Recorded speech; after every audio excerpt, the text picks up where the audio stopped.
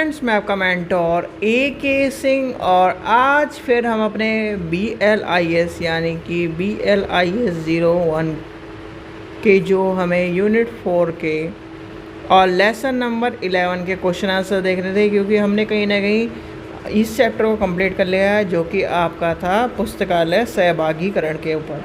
तो पुस्तकालय सहभागीकरण का आपको टॉपिक समझ में आ गया होगा और पुस्तकालय सहभागीकरण के आज हमें क्या करने हैं, क्वेश्चन आंसर्स को। और क्वेश्चन आंसर्स जो आपको लिखवाए जा रहे हैं, जो आपको बताए जा रहे हैं, उनको आप क्या है चैप्टर वाइज क्या कर लीजिए, लिख लीजिए, लिख के देख लीजिए और कहीं ना कहीं उनके नोट्स बना लीजिए, जिससे आपको कहीं ना कहीं आखिरी में आकर उनको पढ़ने की, यानी एक दिन आप उन्हें पढ़ लीजिए और अगले दिन पेपर दे के आ सकते हैं जब आप इन सब चीज़ों को सही तरह से लेके चलोगे। तो चलिए शुरू करते हैं। अपने चैनल को आपको क्या करना है, चैनल को सब्सक्राइब करना है, वीडियो को लाइक करना है, शेयर करना है, टेलीग्राम ग्रुप को ज्वाइन करके रखना है, जिससे आपके असाइनमेंट और जो PYQs जो अब कराए जाएंगे उनको आप कहाँ पर ले सकते हो, PDF उनका टेलीग्राम चैनल पर ले सकते हो। तो चलिए शुरू करते हैं आज का, यानी कि हमारा चैप्टर का नाम है यानी कि यूनिट नंबर 4 लेसन नंबर 11 और चैप्टर का नाम क्या है, पुस्तकालय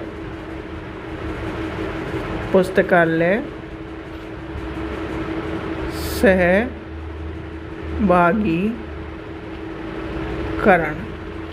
ठीक है, तो पुस्तकालय सहभागीकरण को देखेंगे। अब पुस्तकालय सहभागीकरण में सबसे पहली बात तो आपको ये पता होना चाहिए, आपको शॉर्ट क्वेश्चन में यानी कि छोटे क्वेश्चन में जो आपके कहीं ना कहीं 4 नंबर का आता है, तो उसमें आपको क्या है क्वेश्चन मिल सकता है पुस्तकालय सहभागीकरण, यानी पुस्तकालय सहभागीकरण के बारे में आपसे पूछ लेगा।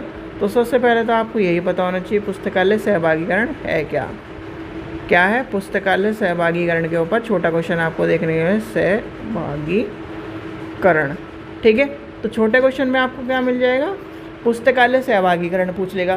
तो पुस्तकालय सहभागीकरण के बारे में आपको पता होना चाहिए कि पुस्तकालय सहभागीकरण क्या है और पुस्तकालय के बारे में। फिर आते हैं जो आपके मीडियम यानी कि पार्ट बी, यानी कि बी पार्ट में आपको आपके यानी कि लॉन्ग एक आता है लॉन्ग, फिर आता है उसके यानी कि लॉन्ग हो गया, एक हो गया शॉर्ट हो गया, और उसके बीच के जो क्वेश्चन होते हैं उसमें आपका पूछा जाएगा। नेक्स्ट पूछा जा सकता है कि पुस्तकालय, लिखिए पुस्तकालय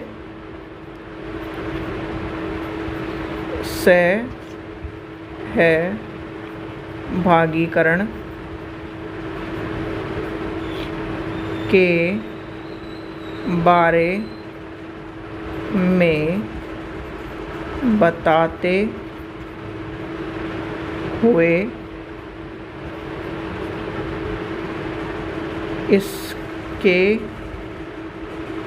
इसकी आवश्यकता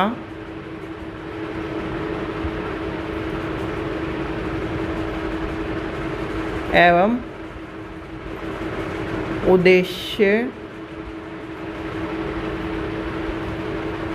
उद्देश्यों को बताइए। ठीक है, तो आपसे क्या पूछा जाता है, यानी कि इसमें क्या कर दिया है, बड़े क्वेश्चन में आपसे पूछ लिया भाई सहभागीकरण के बारे में बता दो, और क्या है इसके उद्देश्य और आवश्यकता, क्योंकि उद्देश्य और आवश्यकता ही हमारे पुस्तकालय सहभागीकरण के लिए आवश्यक है। फिर आपसे एक क्वेश्चन और पूछा जा सकता है इसके क्षेत्र के बारे में, यानी कि क्वेश्चन नंबर 3 आपका आ जा सकता है पुस्तकालय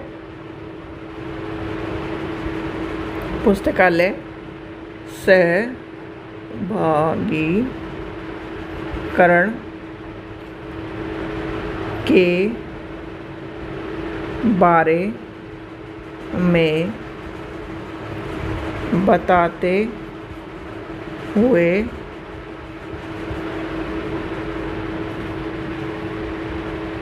इसके विभिन्न क्षेत्रों का वर्णन कीजिए। ये हो गया आपका दूसरा क्वेश्चन, या सॉरी तीसरा क्वेश्चन। तो इस तरह से आपका क्या होगा, देखो आपसे पूछ लिया जाएगा आवश्यकता और उद्देश्य। हर चीज़ की आवश्यकता होती है और उद्देश्य होता है। आपको सहभागीकरण की अवधारणा बता दी आपने, फिर आपके क्या हो गया, यानी कि इस क्वेश्चन में आपने सबसे पहले आपको क्या करना है, सहभागीकरण की आवश्यकता बतानी है, थोड़ा सा क्या है उसके ब्रीफ बता देना है। तो सहभागीकरण के बारे में बता दिया। अब सहभागीकरण के बारे में आपने बता दिया, इंट्रोडक्शन दे दिया, फिर उसकी डेफिनेशन दे दी। डेफिनेशन देने के बाद सहभागीकरण की निम्न आवश्यकताएँ, तो आपने आवश्यकता लिख दी, ठीक है, आवश्यकता लिख दी। फिर आपका क्या है, सहभागीकरण के निम्न उद्देश्य हैं, उद्देश्य लिख दिए। उद्देश्य लिखने के बाद उसका निष्कर्ष लिख दिया। तो इस तरह से आपका कहीं ना कहीं क्वेश्चन कंप्लीट होगा। और क्वेश्चन में मैंने आपको क्या बताया था, अगर आपको आवश्यकता लिखनी है, जैसे कि क्या है, आवश्यकता लिखनी है, पुस्तकालय सहभागीकरण की निम्न आवश्यकताएँ हैं। अब निम्न आवश्यकताएँ यहाँ तक लिख दिया। फिर आपने क्या, नंबर 1 आवश्यकता, फिर उसके बारे में थोड़ा सा बता दिया कि ये 4-5 लाइन ये है।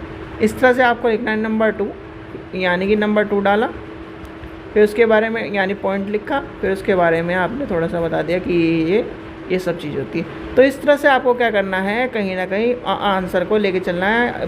बच्चों ये इस चीज़ का ध्यान रखना कि जब आप इस चीज़ को सॉल्व करोगे या फिर इस चीज़ को क्या है, पेपर को हल करोगे, ऐसे नहीं कि पुराने ज़माने की जगह ये मान के चलो 6ठी-7वीं की तरह पॉइंट नंबर 1 ये लिख दिया, पॉइंट नंबर 2 ये लिख दिया, इस तरह नहीं लिखा जाता। आगे जब आप क्या करोगे, पॉइंट डालो, फिर उसके बारे में बताओ कि ये इसके अंदर ये चीज़ें होती हैं।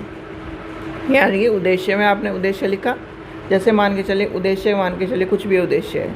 आवश्यकता है, पुस्तकालय सहभागीकरण की आवश्यकता क्यों आवश्यकता है, जिससे कहीं ना कहीं ये क्या कर सके, सभी पाठकों की यानी कि सभी पाठकों को अपनी सामग्री मिल सके, यानी कि अपनी ज्ञान सामग्री प्राप्त हो सके। तो यानी पुस्तकालय सहभागीकरण में इसका कहीं ना कहीं ये सब चीज़ें आपको बता देनी है और इस तरह से लेके चलनी है। तो ये कहीं ना कहीं आपका इस तरह से क्वेश्चन पूरे होंगे, यानी कि इसमें 3 क्वेश्चन इंपॉर्टेंट है और तीनों ही आपको लिख के रख लेने हैं, जो कि आपके कभी भी पूछे जा सकते हैं। ठीक है बच्चों, तो ये थे आज के आपके क्वेश्चन आंसर्स, और आपका बचता है लास्ट चैप्टर, जो कि आपके कहीं ना कहीं पुस्तकालय विस्तार कार्य के बारे में है। भाई आप ये बताओ, अपने व्यापार, अपने क्षेत्र को, आप जिस क्षेत्र में हो, आप क्या चाहोगे कि उसका विस्तार हो।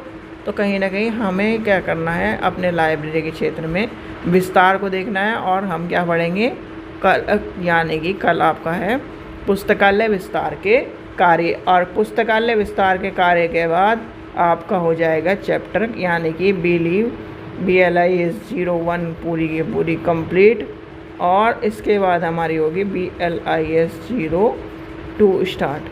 तो इसमें हम क्या देखेंगे, नेक्स्ट हम देखते हैं BLIS 02।